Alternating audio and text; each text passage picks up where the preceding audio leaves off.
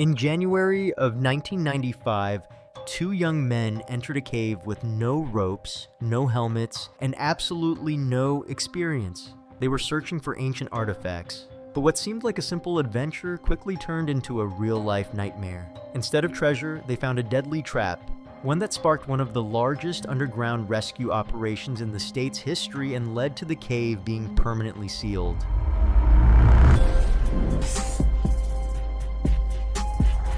Hey everyone, and welcome back to Abyssin. Get comfortable because today I've got a story for you about a cave exploration that went terribly wrong. And of course, if you enjoy this kind of content, don't forget to drop a like. It really helps the channel out. January 8th, 1995 dawned cold and clear over the Tennessee mountains.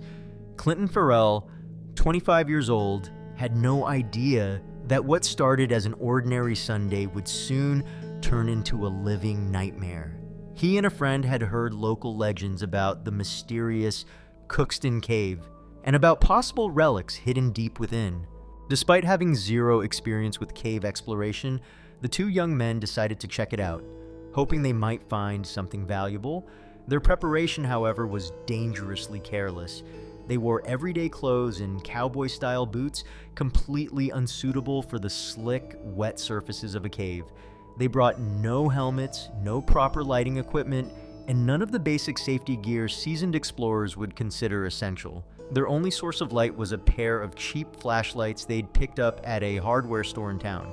The entrance to Cookston Cave yawned before them like a dark mouth on the Tennessee hillside. Formed over millennia by underground water seeping through the limestone, the cave was a sprawling maze of tunnels, chambers, and tight passageways. What looked like a simple opening actually hid miles of interconnected corridors that had claimed the lives of unprepared adventurers before them. Clinton and his friend entered, energized by youthful excitement and the naivety that comes with inexperience. The main tunnel sloped gently downward, giving them a false sense of safety at first. Water dripped steadily from the ceiling, and the cold, damp air turned their breath into little clouds. As they went deeper, the passage narrowed and began to climb upward again, leading into a section that any experienced caver would recognize as geologically unstable. There were obvious signs of previous collapses, loose chunks of rock scattered across the floor, but the two treasure hunters paid no mind to the warnings under their feet. Clinton had to squeeze through a particularly tight section where the narrow tunnel took a sharp turn upward. He was forced to twist his body, pressing his head against one side of the stone, while his torso followed the curve of the wall, and his legs stretched out behind him into the lower part of the passage. The position seemed awkward but harmless at first. The rock that would change his life was moments away from breaking loose. A massive slab of limestone, weighing about 500 pounds, had been shifting ever so slowly over decades, weakened by erosion, moisture, and cycles of freezing and thawing that had worn away its supports. As Clinton adjusted his position inside the narrow gap, perhaps hoping to spot a relic or artifact, his subtle movements were the final trigger. With a bone-chilling crack that echoed through the cave like muffled thunder, the massive boulder broke free. With terrifying speed, the rock crashed down, pinning Clinton's head against the stone wall with crushing force. The impact was immediate, devastating, and completely immobilizing. Any movement risked triggering more collapses or increasing the pressure on his already fractured skull. His friend, just a few feet behind, heard the rumble of the falling rock, followed by a muffled, desperate scream that quickly faded into the cold silence of the cave. The sight he encountered would haunt him forever. Clinton was trapped, his head pinned by a boulder larger than a household refrigerator. Somehow, he was still conscious but unable to move without putting himself in even greater danger. In a moment of courage and panic, his friend made the agonizing decision to leave him behind and go for help. He had to retrace their steps in the dark through the treacherous network of tunnels until he could find a phone and call emergency services. Outside, the call triggered one of the largest cave rescue operations in Tennessee history. Emergency teams from Sequatchie and Hamilton counties mobilized with specialized equipment designed for underground rescues. These weren't your typical first responders. They were trained experts accustomed to working in the extreme conditions caves present. What they found was the stuff of nightmares. Clinton was trapped about 200 feet from the entrance, pinned in a narrow tunnel with a half-ton boulder pressing against his head, in an area so unstable that even the smallest misstep could cause more rock to fall. Heavy machinery couldn't reach that far inside, so everything had to be done by hand, relying solely on human skill and precision tools. Down in the cave, Clinton was fighting to stay conscious through searing pain and growing disorientation. His twisted position made it hard to breathe and slowed his circulation. The cave's steady chill was draining his body heat, putting him at risk of hypothermia.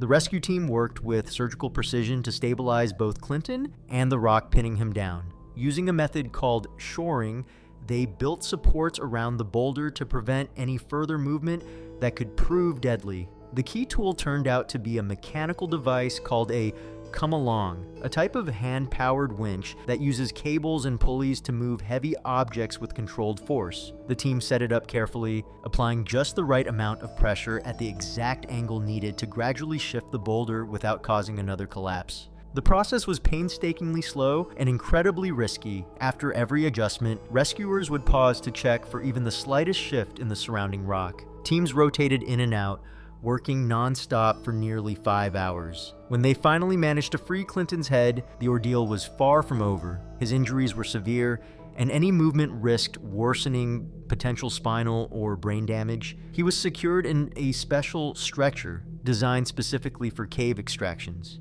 Getting him out became another harrowing mission, as rescuers had to navigate tight corridors while carrying the injured man with extreme caution. Once outside the cave, there was still a steep 100-foot climb up to the road where ambulances were waiting. Using ropes and manual pulley systems, the team carefully hauled Clinton up the rocky incline without compromising his stability. At the top, a medical helicopter was already on standby, with paramedics ready to fly him to the nearest trauma center. After nearly 6 hours underground and an intense rescue effort, Clinton was finally in the care of medical professionals.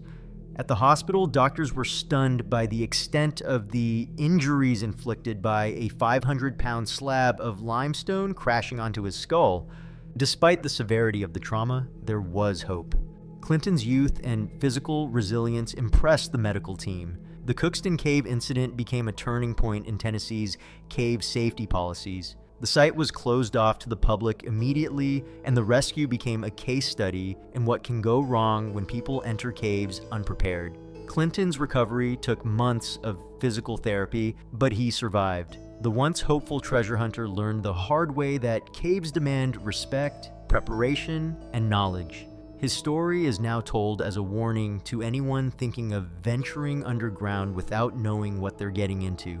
And how about you? Have you taken a moment today to appreciate the fact that cave exploration is 100% optional? If you found this story intense, just wait until you check out the one on your screen right now. It started out just as innocent and ended up even worse. Make sure to like the video and subscribe if you enjoyed it. It really helps the channel. Thanks so much for watching, and I'll see you in the next one.